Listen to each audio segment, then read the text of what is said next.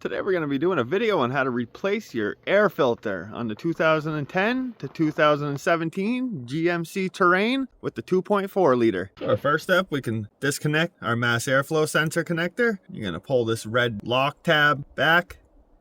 And then you're going to push down on this tab to release your connector. Next, we have 4 T25 screws that we're going to have to take out of the air box. There's one here, here, here, and then there's another one in this back corner. And once you get those 4 screws loosened up, you can lift this box up and grab your filter.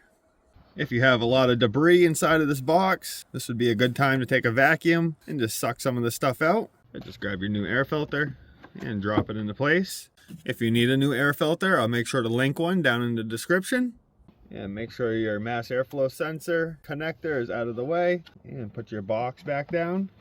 Make sure it's seated on there correctly. Start reinstalling your screws, and once you get it tight, snug it up a little bit.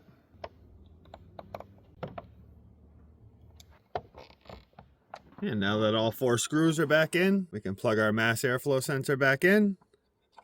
You can hear it clip in, and make sure you push this lock back into place.